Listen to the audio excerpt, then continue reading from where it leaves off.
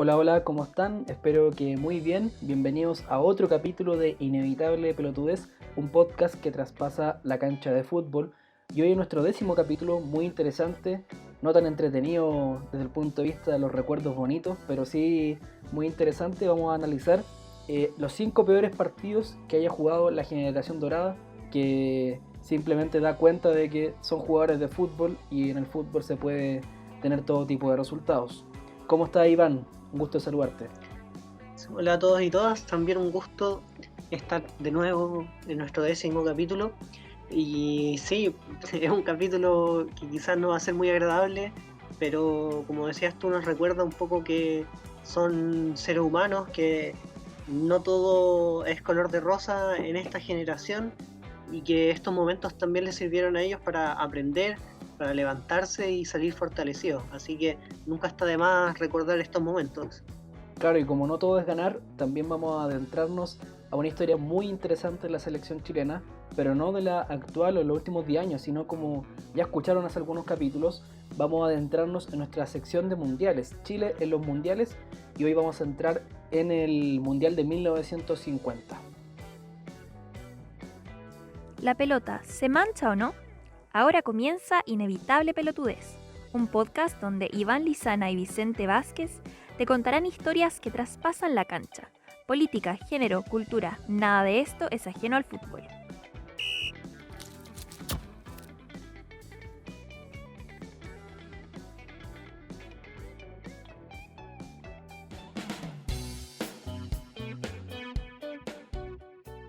Bueno, como les comentamos, hicimos una lista con los 5 peores partidos de la generación dorada. Algo interesante es que están todos los técnicos que han pasado desde Marcelo Bielsa hasta Reinaldo Rueda, incluido al siempre olvidado Claudio Borghi. Así que vamos a repasar ya estos partidos, a comentarlos un poquito y hablar de algunos puntos interesantes. Un primer partido que quiero traer a la palestra es el 3-0 que nos propina Brasil en los octavos de final del Mundial de Sudáfrica. Creo que fue un partido bastante decepcionante porque Chile venía haciendo un buen mundial, había mostrado, bueno, aparte de las eliminatorias grandiosas que se habían mandado y que también le hicimos partido a Brasil tanto en el partido de ida como de vuelta, llegábamos con mucha ilusión a enfrentar a Brasil. Se creía que podía ser un resultado favorable. Brasil no venía con una selección tan potente como las anteriores. Y bueno, todo se cae con los goles de Juan y dos conocidos de la casa, Luis Fabiano y Robinho. En la alineación podemos nombrar, bueno, está Bravo, Ismael Fuentes, Pablo Contreras, Gonzalo Jara, Mauricio Isla, Carlos Carmona, Arturo Vidal, Jan Poseyur, Alexis, Chupete Suazo, que llegó a media máquina. Ese partido recién parece que ya está un poco mejor. Y Chico Marc. ¿Qué recuerdas tú de ese partido? Sí, este partido que dio lugar el 28 de junio del año 2010 en el estadio Ellis Park de Johannesburgo. Del partido recuerdo, bueno, los dos primeros goles, que son los de Juan y Luis Fabiano, el minuto 35 y el 38, fueron un baño de realidad. Y ya en el segundo tiempo, lo revisábamos ayer con Iván los videos, una contra donde a Ramírez nunca lo bajan. La jugada se pudo cortar mucho antes, cuando está rodeado de 4 jugadores chilenos, con su velocidad avanza. Y ahí Robinho acompaña la jugada, ya en un momento la línea de pase es bien clara y él define también ante la salida de Bravo. Queremos explicarnos que este partido lo encontramos uno de los peores porque en el ciclo de Marcelo Bielsa sentimos que sí fue la presentación más pobre, donde Chile uno se siente que estuvo con menos armas, como que no pudo competir tanto. Claro, y yo creo que igual un poco Brasil fue como la bestia negra de Marcelo Bielsa en su estadía por Chile. Y puede ser un poco por la tosudez, para otros también es virtud. Ahí ese debate lo vamos a dar después. De las ideas de Marcelo Bielsa de no cambiar nunca su estilo de juego y enfrentar a Brasil siempre de la misma forma, que personalmente yo lo encuentro valorable, pero quizás ahí a Marcelo Bielsa le faltaba un poco adaptarse al rival. A lo mejor si hubiese planteado un fútbol un poco más conservador, podría haber sacado un resultado más favorable, pero muchas veces le pasó a Bielsa contra Brasil que las ganas de ir siempre hacia adelante nos terminaba jugando en contra, porque Brasil siempre se ha caracterizado por tener contras rápidas, tener punteros muy rápidos, una habilidad con el balón en los pies tremenda, lo que les permite siempre sacar la pelota limpia. Y bueno, también por lo que pudimos ver en el compacto, la defensa chilena ese partido no estuvo muy limpia justamente. Se los llevaron mucho en velocidad, fallaron en tapar los espacios vacíos justamente por la rapidez que tenía Robinho en esa época, o Luis Fabiano. Entonces, al final eso nos terminó pasando la cuenta. La selección brasileña de ese mundial no era tan fuerte. Perfectamente pudimos haber ganado 1-0 o haber forzado llegar a los penales, pero bueno, no se dio. Ese día Chile estuvo un poquito más bajo de lo normal, como mencionas, y terminamos por perderlo 3-0 nuevamente con Brasil. Y también un tercer elemento importante es que estaban suspendidos Waldo Ponce, Gary Medel, que eran los dos centrales titulares, por eso juegan como stopper Fuentes y como central Pablo Contreras, y también estaba suspendido Marco Estrada. Entonces uno dice, bueno, los jugadores que eran predilectos por Bielsa en algunas funciones específicas del campo estaban suspendidos. Justamente los dos centrales que faltaban pueden explicar un poco lo que comentaba de esta, que lo terminamos perdiendo un poco por rapidez, que Ismael Fuentes y Pablo Contreras para esa época ya estaban en sus 30 pasaditos. Un poco para cerrar también, recordar que para ese mundial muchos de los jugadores de Chile que llegaron a ser estrellas mundiales, como Claudio Bravo, Gary Medel, Alexis Sánchez, Arturo Vidal, todavía estaban en una fase previa, llegaban de equipos de, llamémosle, segunda categoría. Por ejemplo, Arturo Vidal estaba en el Leverkusen, Claudio Bravo en la Real Sociedad, Alexis estaba en el Udinese, entonces todavía no llegaban a su pick. Y a la postre, después de este partido, Brasil se enfrentó a Holanda en los cuartos de final, donde cayó por 2-1.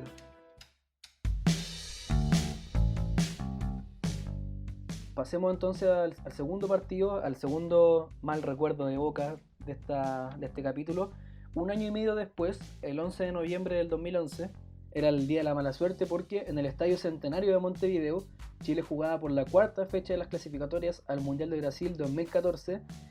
Chile, haciendo un pequeño recuento, había partido perdiendo con Argentina 4-1 en Buenos Aires, le había ganado a Perú 4-2 en Santiago, en el Monumental, y realmente me corrijo, es la tercera fecha de estas clasificatorias y la expectativa no era tan mala dentro de todo. El equipo había hecho una Copa América interesante dentro de todo.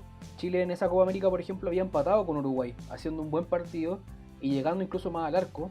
Pero ese día fue nefasto, absolutamente nefasto. Uruguay nos pasó por encima, y tal al punto de que Luis Suárez metió 4 goles. Los 4 goles fueron obra del pistolero en el minuto 41, 45, 67 y 73. Y si uno ve el compacto entero, nos pudieron hacer varios goles más. Las aproximaciones a los goles se veían menos peligrosas que las que no fueron goles. Por ejemplo, ya aquí llegamos con jugadores que estaban empezando a llegar a su pick. También nos encontramos con algunos que alcanzaron a jugar más o menos como estos partidos y después fueron desapareciendo de a poco.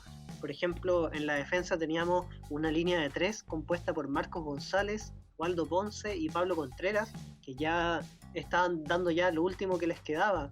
Después en el medio campo aparece Mauricio Isla, Gary Medel jugando en el medio campo, como le gustaba a Borgi, Marcelo Díaz, que después fue reemplazado por Milovan Mirosevic, para que vean qué jugadores estábamos teniendo. Matías Campos Toro estaba por la otra banda, un jugador que ya desaparecido, Mati Fernández, como siempre en las alineaciones de Borgi, Eduardo Vargas, que fue reemplazado por Gustavo Canales, y Chupete Suazo, que lo reemplaza al minuto 60 Esteban Paredes. Notar que no estaba Alexis Sánchez ni Arturo Vidal para esa fecha, y Charles Aranguis todavía no entraba de lleno a la selección, no era un fijo en las nóminas.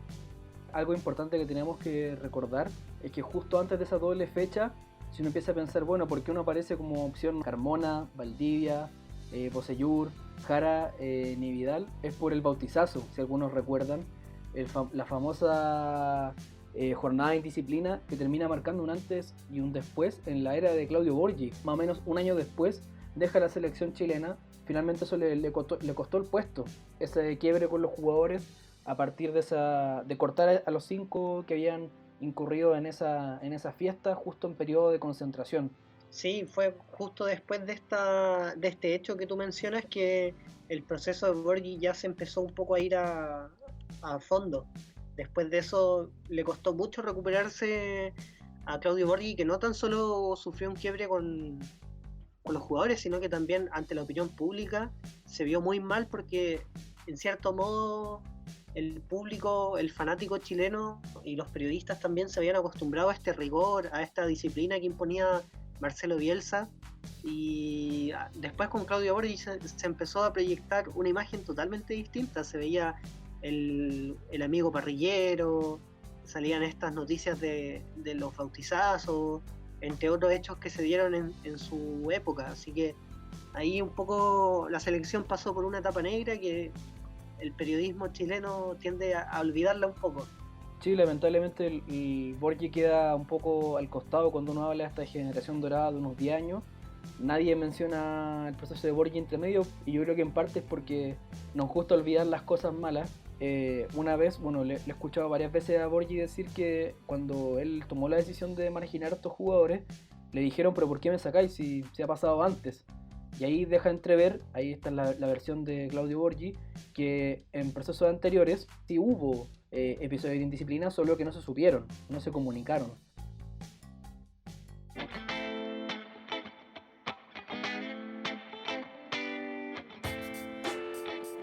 Vamos al siguiente partido para el olvido, el tercero de la lista que hemos definido. Nos vamos al año 2016, mes de octubre. Ya habíamos pasado, a mi juicio, el pic de rendimiento de la generación dorada, y nos toca ir válido por la 9ª fecha de las eliminatorias del Mundial de Rusia, a la casa de una de las bestias negras de la selección, que es Ecuador. En este partido, jugado en el estadio Atahualpa de Quito, una ciudad siempre hostil para los jugadores chilenos, terminamos perdiendo por 3-0 con goles de Antonio Valencia, Cristian Ramírez y Felipe Caicedo, un infaltable también de la selección ecuatoriana. Yo me acuerdo que ese partido fue muy difícil desde el punto de vista, sobre todo físico. Uno sentía que los jugadores ecuatorianos, cuando corrían por las bandas, tenían una pista de atletismo, porque pasaban para adelante y iban a romper un récord. E incluso algo curioso es que mentalmente en la concentración era tan dispar que el gol de Caicedo, que el 3-0, era a los 30 segundos de iniciado el segundo tiempo. Y eran dirigidos por Gustavo Quinteros. Con Ecuador parte muy bien la clasificatoria, de hecho ganan las primeras 4 fechas, pero después Ecuador uno no lo ve peleando en la última fecha las clasificatorias. De hecho empezó a poner suplentes, juveniles, y se fue a pique. Quito siempre ha sido una ciudad bien hostil, no solo para Chile, sino que para el resto de las selecciones también. Hay que pensar que esta ciudad se encuentra a 2.800 metros sobre el nivel del mar, y además cuenta con un clima que es bastante húmedo.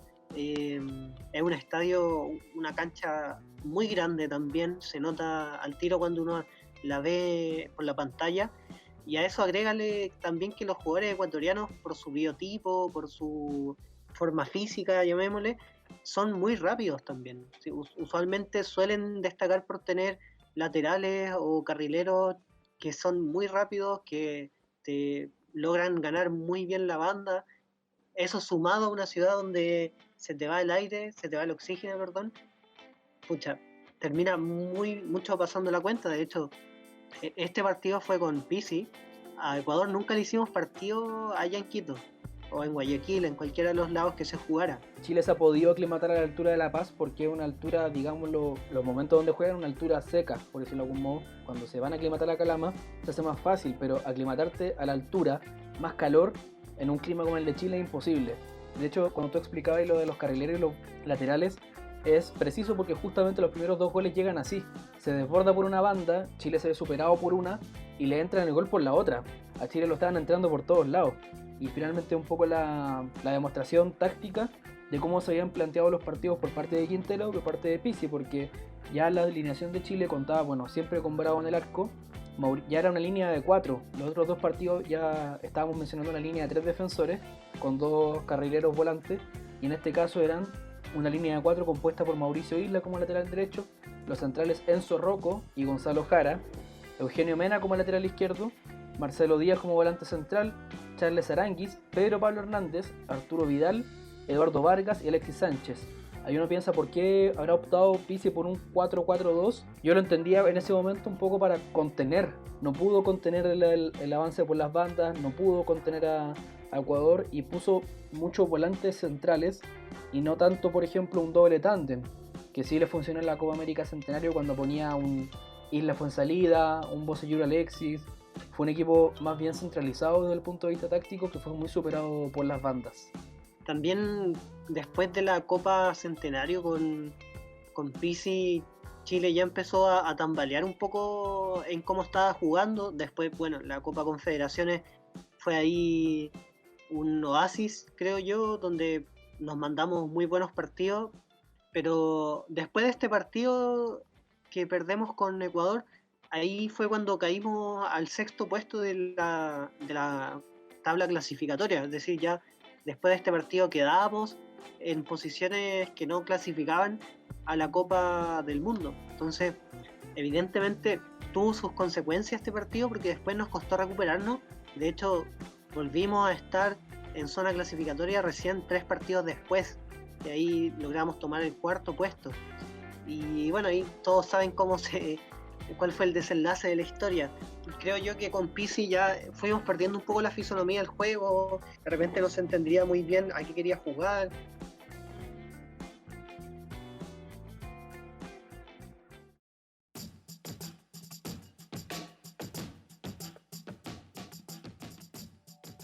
Sí, y se ratifica porque ya después de la Copa Confederaciones los jugadores llegan reventados a las últimas 4 fechas definitorias y uno se pone a pensar, necesitaba ir solo un punto más que fue el que definió que el quinto fuera Perú y no Chile, y el próximo partido que vamos a comentar, que ya sería el 4º de esta lista, probablemente el inicio del fin, es Chile 0, Paraguay 3 en la 15ª fecha para las...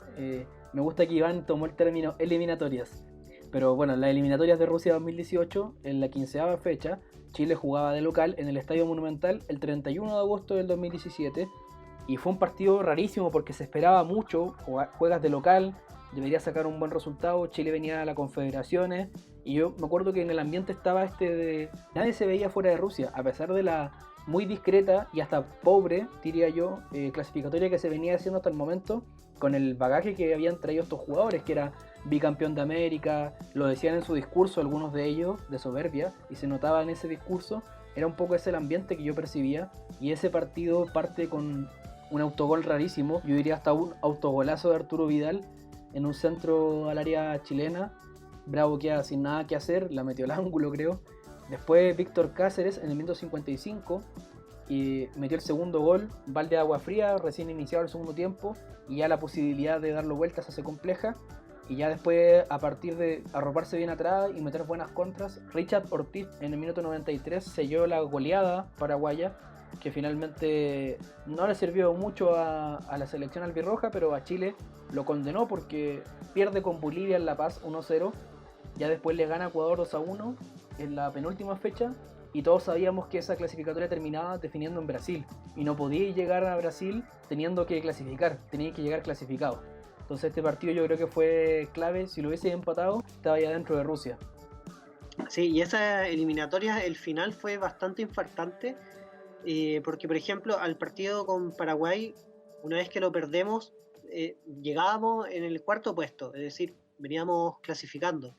Perdemos el partido con Paraguay y milagrosamente seguimos en el 4º puesto, pero con Bolivia ya ahí fue cuando todo se fue un poco a las pailas porque caemos al 6º. Después cuando le ganamos en la fecha 17 a Ecuador, es decir, a una fecha de terminar, quedamos en el 3er puesto. Recuerden que Argentina incluso llegó a estar eliminado del Mundial, pero cuando perdemos con Brasil volvimos al 6º puesto. Y ahí fue cuando ya hubo que toparse de frente con la realidad, con que todo había cambiado un poco. Y me dieron a lo que tú decías, de hecho me quitaste un poco las palabras de la boca, porque yo diría que lo que nos pasó principalmente en estos partidos contra Paraguay y contra Bolivia fue pecar de soberbios también. Veníamos de ganar 2 Copa América, de llegar a la final de la Copa Confederaciones, con un técnico que a mi juicio no ponía mucho orden, no era capaz de imponerse a las vacas sagradas que tenía el plantel de Chile, y eso a la postre termina pasando la cuenta porque, seamos sinceros, a Paraguay, que ya hace tiempo viene a la baja, y a Bolivia, todos, y me imagino que el plantel de Chile también, los miró en menos. Y nos terminaron sorprendiendo porque el fútbol sudamericano es así, el fútbol sudamericano cualquier cosa puede pasar, no son las eliminatorias europeas, no son las eliminatorias de la CONCACAF, acá todos los países tienen su qué, tienen ya sea un plantel, algunos jugadores descollantes, o tienen condiciones geográficas que les permiten sacar ventaja, pero nunca te puedes confiar, y eso fue lo que nos pasó al término del ciclo con Antonio Pizzi. Repasamos de nuevo la alineación, como le hemos hecho en otros casos. De nuevo Claudio Bravo, titularísimo por 10 años al menos. Mauricio Isla por la derecha, una línea de 4, Gary Medel, Gonzalo Jara, Jan Bosellur por la izquierda, Marcelo Díaz, Aránguiz y Vidal como un mediocampo bien conformado y de memoria, Eduardo Vargas, Nicolás Castillo y Alexis Sánchez. Ahí en su momento, ya en el segundo tiempo, entraron Jorge Valdivia, Esteban Paredes, Fabián Orellana, por ejemplo.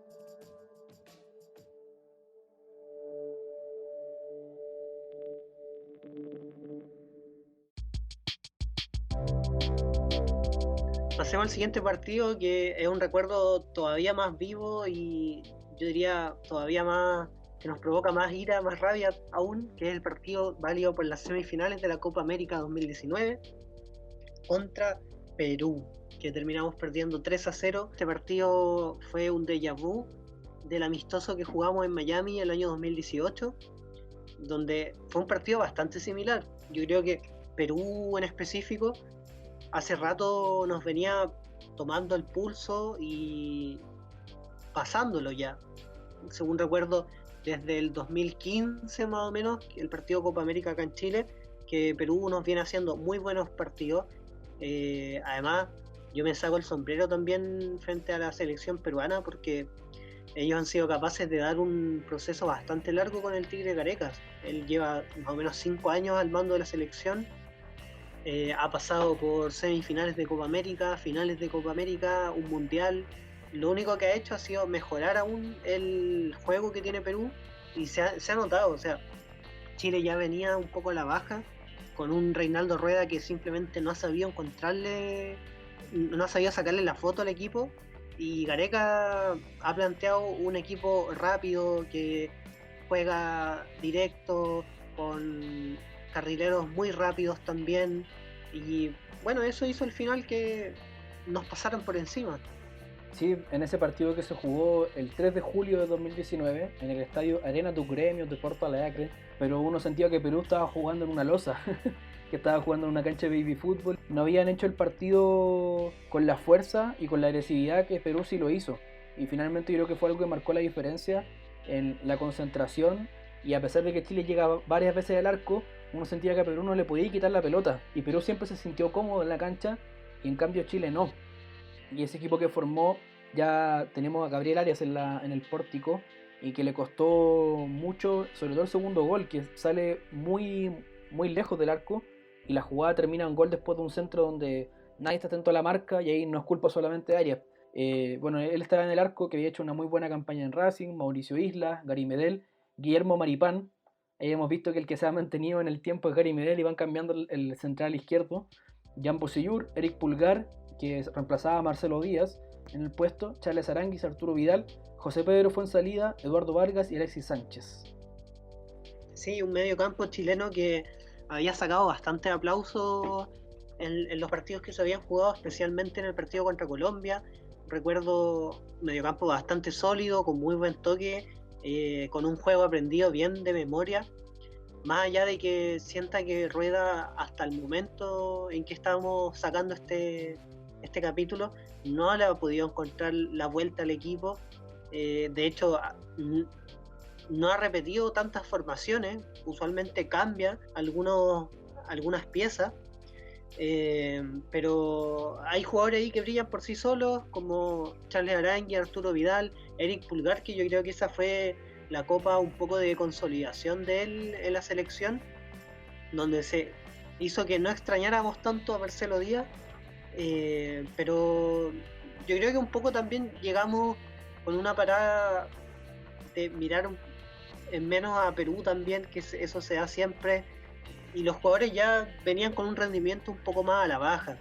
De hecho, esta hambre de ganar que siempre caracterizó a esta generación se ve un poco que se va perdiendo, especialmente en el hecho que se da ahí con Eduardo Vargas, que teniendo un penal por último para sacar el gol del honor, él decide picarla y termina fallando el penal frente a Pedro Gallese, algo que a mí en lo personal me dio mucha rabia porque los partidos tú tenés que pelearlo hasta el final, y lo que hizo Vargas fue una clara muestra de desdén frente al partido, como que ya no le interesaba o estaba muy enojado, qué sé yo. El lenguaje corporal se nota mucho y que ya estaban un poco chatos del partido, y se nota finalmente en ese penal que tú dices de Vargas, porque un dato es que él podría haber sido uno de los goleadores históricos en Copa América con ese gol, y Chile nunca se pudo meter en el partido, al menos en el resultado, gracias al arquero y al gran juego que hacía en contra. Yo sentía siempre que Perú, cuando tenía la pelota y empezaba a tocar de mitad de cancha hacia adelante, hacía mucho peligro. En cambio no era al contrario con Chile, que le costaba llegar, y cuando llegaba el arquero estaba fenomenal. Como dices, esta fue como un poco una vuelta de mano que nos propinaron los peruanos después de la semifinal del 2015 y de varios partidos ahí también que les ganamos en Lima, quizás a veces sin merecerlo, habiendo merecido quizás un empate. Pero por ejemplo quiero enfocarme un poco en el proceso que han hecho los peruanos con Gareca, que ha sido bastante interesante. Por ejemplo, si comparamos las dos semifinales del 2015 con la del 2019, es decir, 4 años de diferencia, harta agua que ha pasado debajo del puente, la formación con la que llega Chile a ambos partidos es bastante similar.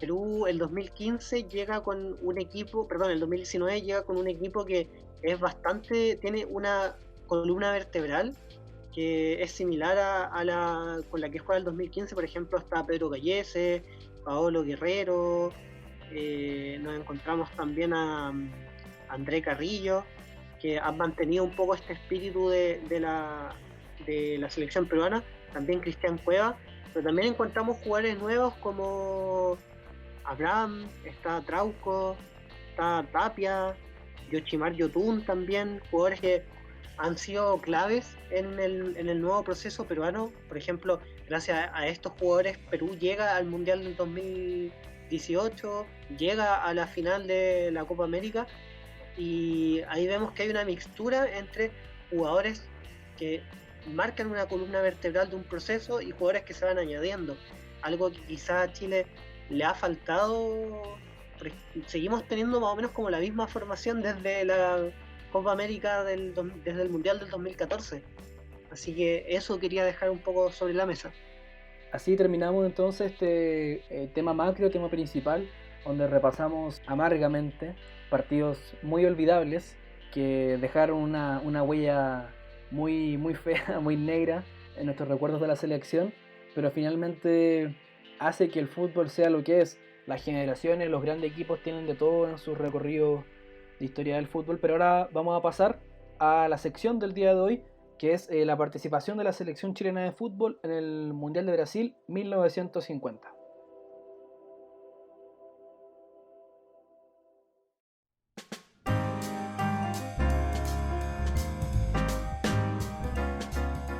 Mundial de Brasil 1950, donde participaron 13 selecciones divididas en 4 grupos. Aquí ya lo encontramos con una diferencia con los mundiales actuales, con el profesionalismo que tienen ahora.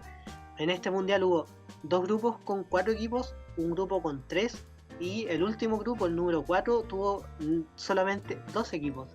Algo impensado hoy en día, pero esto pasó porque iban a ser 16 selecciones, cosa de armar 4 grupos de 4, pero por ejemplo Turquía, Francia y la India se negaron a ir a este partido por problemas económicos. Pensemos en que en 1950 el avión como medio de transporte todavía no estaba tan masificado y muchos tenían que llegar en barco.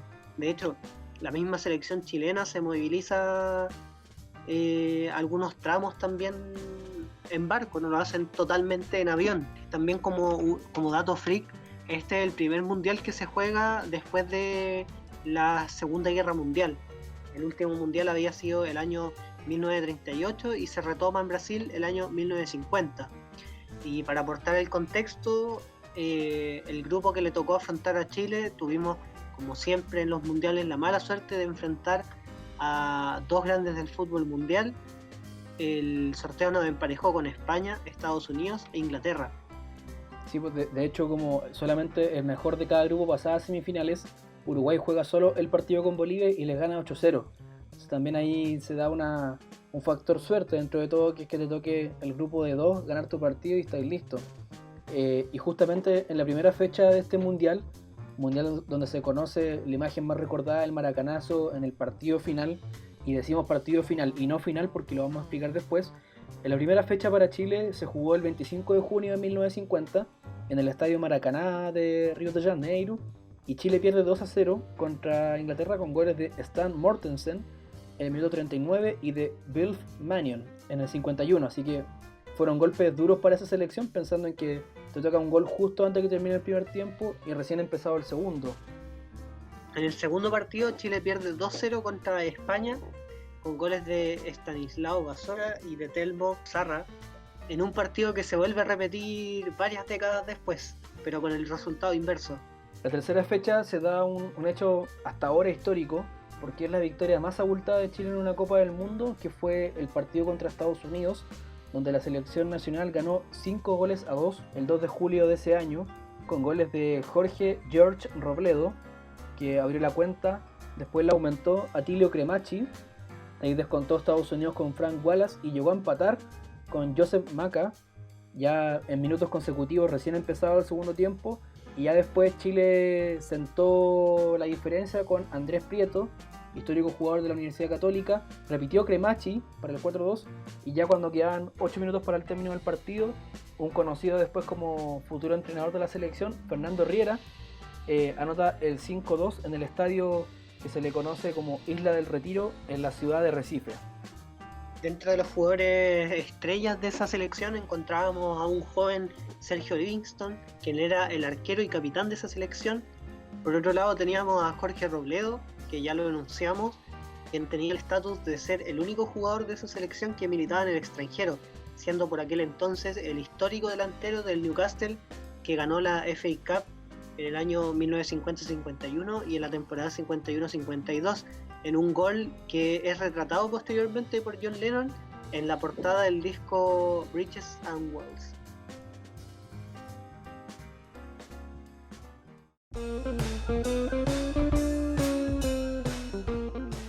También teníamos, lo comentábamos, a Fernando Riera y a Atilio Cremacci, que se desempeñaban como delanteros, ahí donde más destacaba al menos el plano chileno y lo que uno puede recoger en las fuentes de la época. Y un dato interesante es que de los 22 convocados para la nómina, 8 eran de Universidad Católica, que era la base, porque había sido el plantel campeón del año 49, primera vez que Católica se adjudicaba un título en primera división del fútbol chileno. 5 jugadores eran de Colo-Colo, 3 de Santiago Wanderers, 2 de Unión Española, 2 de Universidad de Chile, 1 del Newcastle, que era claramente Jorge Robledo, y 1 de Magallanes. Ahí, para dar un dato freak en la línea de eso, la prensa de la época pedía que el equipo que nos representara en el Mundial fuera la Universidad Católica completa más Jorge Robledo, porque Católica ese año, en 1950, durante el primer semestre, porque la liga chilena se jugaba solamente durante el segundo semestre, emprendieron una gira por Europa en la cual se enfrentaron, dentro de varios equipos más, al Atlético de Madrid, al Sevilla, al Mallorca de España y al Bayern Múnich. Con el Atlético de Madrid empataron, con el Sevilla se perdió, Mallorca también, pero le ganaron 4-3 al Bayern Múnich en tierras germanas, algo que cautivó a la prensa de la época, por lo que pedían que fuera Universidad Católica la selección que jugara el Mundial. Bueno, y también quién fue la persona que comandó a estos 22 jugadores fue Alberto Buccicardi, que, para dar un poco de contexto, fue jugador, entrenador y también periodista deportivo. Él como entrenador tuvo experiencia, claro, en la Universidad Católica, que lo saca campeón en 1949, y en Deportes La Serena. De hecho, los 8 convocados de la Católica en ese mundial fueron campeones en el 49, y un poco por qué se da lo que pedía la prensa, en lo que comentaba Iván, que fuera prácticamente la Católica más Robledo, pero se nota que no fue tan así. Había una base importante. De hecho, esa temporada, para un dato extra, un jugador muy reconocido, sobre todo en la historia del fútbol más antiguo, es José Manuel Moreno, conocido como el Charro, y es considerado uno de los mejores jugadores argentinos de la historia. Y fue justamente, tuvimos el placer, tuvimos como país en esa época de tener a un jugador de esas características en la Liga Nacional. Algo que era más o menos frecuente hasta los años 90, tener jugadores argentinos de primera calidad en nuestro medio. Un poquito antes de que empezara esta cita mundialera, más o menos como un mes antes, el DT de la selección era el húngaro Francisco Platko, pero pasó que en los amistosos previos tuvo una muy mala racha de unos partidos bastante malos y lo descabezaron. También se fue la mitad del equipo que jugaba con Platko y ahí surge una selección olvidada, como se ha llamado, y luego de esto llega Buccicardi, como nombrabas tú.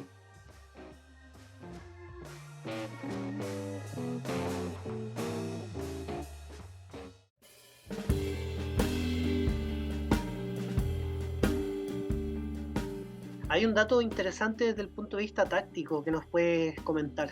Si uno habla de mundo deportivo, uno se imagina este portal que habla sobre el Barcelona y se enfoca principalmente en las noticias del conjunto culé, pero tenían un enviado especial en Brasil que redactaba notas, enfocadas claramente en la selección española, que terminó siendo la primera del grupo, en el grupo que integró Chile y clasificando posteriormente a la liguilla final. Y en esa nota que se escribe el 5 de julio se destacan algunos aspectos tácticos de la selección chilena y se la considera como algo prometedor para el futuro. De hecho, en un momento de la nota dicen que si Chile mantiene ese orden táctico y esas cosas interesantes, podía llegar a ser protagonista en el panorama sudamericano en términos de títulos, cosa que después no pasó, pero era una consideración interesante. ¿Y qué era lo que se veía por este periodista del mundo deportivo?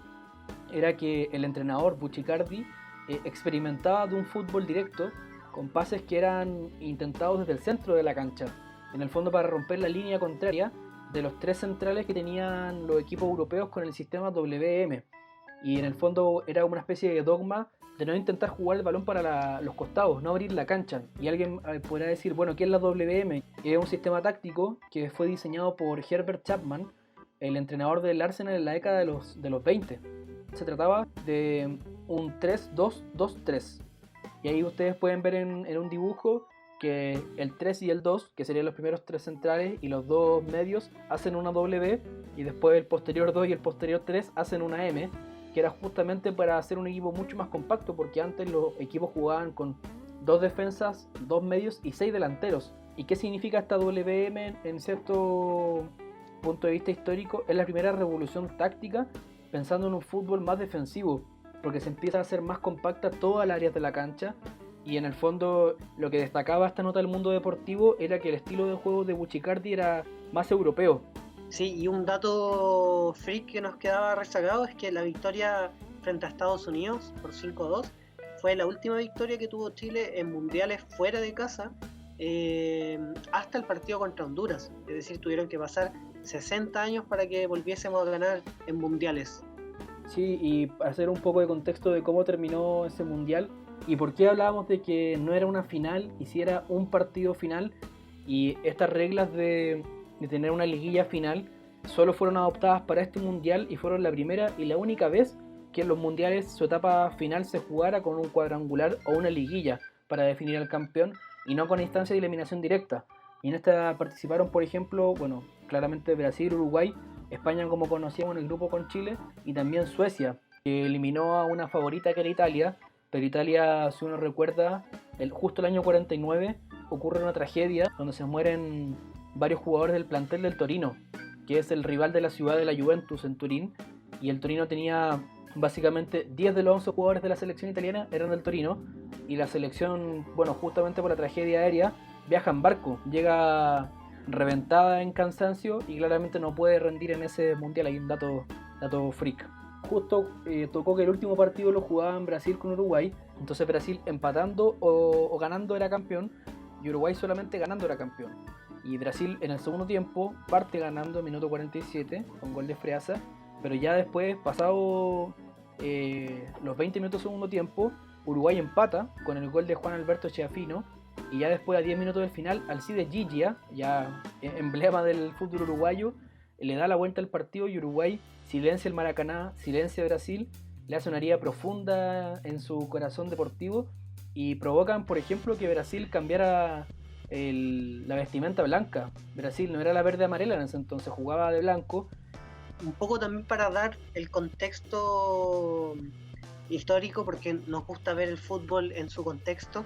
Chile en esa época estaba en una época política bastante ajetreada bajo el gobierno de González Videla, donde, por ejemplo, luego de varias polémicas políticas y jugadas sucias también, se promulgó la llamada Ley Maldita, donde se proscribió al Partido Comunista y empezó una persecución también a sus militantes. El modelo Easy, bastante conocido, el modelo económico, empezaba ya a dar muestras del desgaste, lo que iba causando una cierta crisis también económica y política en Chile. Por ejemplo, el presidente González Videla en esa época, su gobierno no pasaba del 19% de popularidad, lo que empezó a generar bastantes roces dentro del bloque de gobierno y bastante efervescencia popular también. Y dentro de eso se cuentan algunas efemérides, como la creación de la ANAP, que es la Empresa Nacional del Petróleo. Se fundó también el diario La Tercera, y nada, fue una época bastante ajetreada, y también por eso la prensa deposita tanta esperanza en este equipo que fue a una Copa del Mundo, que también estaba cerca de Chile.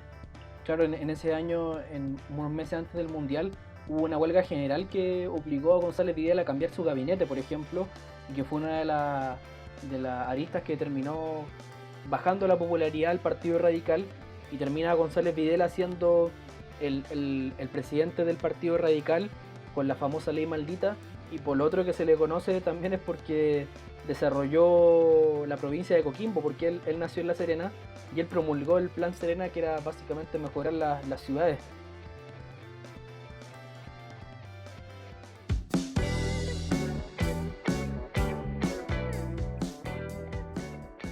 Bueno, y con datos políticos también y del contexto social que se vivía en Chile, cerramos este repaso de el segundo mundial jugado por Chile en la historia del fútbol, y nos quedan varios por repasar todavía.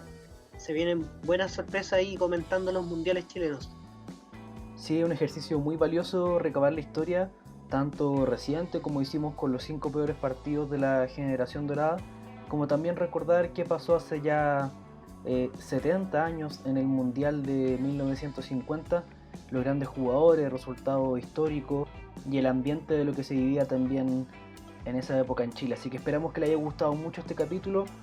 Nos estaremos escuchando en otra oportunidad, y por favor no se pierdan un próximo capítulo de Inevitable Pelotudez. Chau chau.